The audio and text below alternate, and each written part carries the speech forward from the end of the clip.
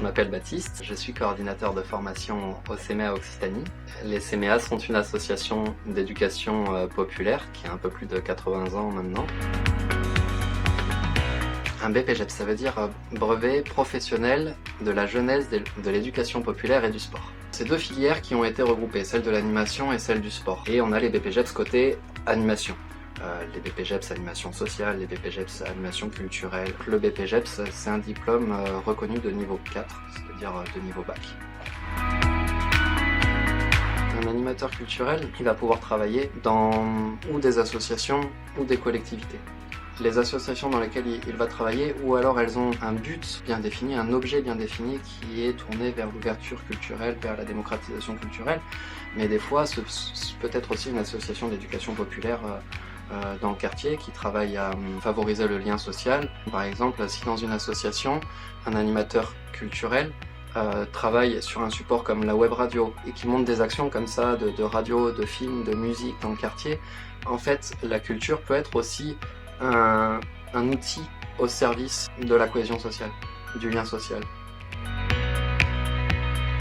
Ça peut être déjà, avant de venir en formation, une appétence pour certains supports d'animation culturelle. Si l'on s'est posé comme objectif dans son projet d'animation de favoriser le lien entre les enfants de CM1 et de CM2 d'une école, si on veut, peu importe, eh bien on peut se dire qu'avec la web radio, ça va être un support, ça va être un outil, un médium par lequel on va pouvoir faire interagir les enfants de CM1 et de CM2 de cette école, ou les enfants du quartier, ou travailler sur la prise de décision collective dans des espaces de vie sociale, peu importe. On va pouvoir aussi se poser la question de qu'est-ce que l'ouverture au droit culturel. Est-ce que d'ouvrir l'accès à la culture, c'est de permettre à des publics, à des enfants par exemple, de chanter, ou est-ce que d'ouvrir à la culture, c'est de permettre aux enfants d'aller voir un concert? C'est aussi des questions qu'on se pose en qualité d'animateur culturel, de savoir est-ce qu'on veut faire danser, chanter les enfants, etc. Et on n'a pas besoin d'être un grand artiste pour faire ça. Mais peut-être aussi que les actions qu'on va leur proposer, ça va être de monter un projet qui va les amener à aller voir un concert. La formation, elle va commencer le 11 octobre 2021, à la rentrée, et elle va finir le 8 septembre 2022.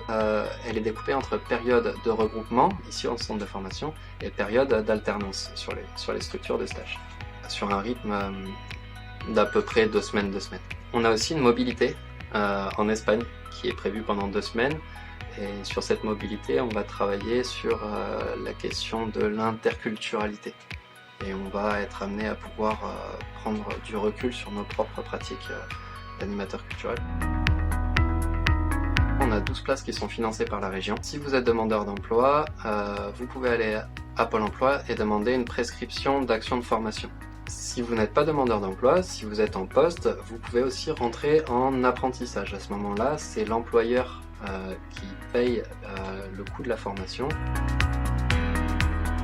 Pour avoir le droit de rentrer en formation, il faut ou alors avoir un diplôme de niveau bac déjà, ou pouvoir justifier d'un certain nombre d'heures de travail dans le champ de l'animation. Vous pouvez déposer les dossiers d'inscription ici au CMEA à Montpellier jusqu'au 30 septembre 2021.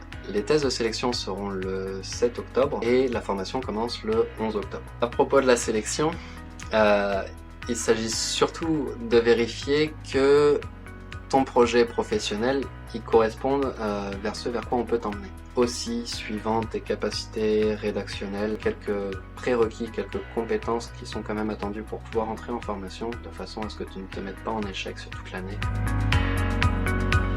Ça va être pas mal de stress, de fatigue, de boulot, de doutes parfois. Mais j'espère aussi que ça va être pour tout collectif en formation de chouettes rencontres, un premier réseau professionnel, des bons moments, du partage et puis de l'Edu Pop.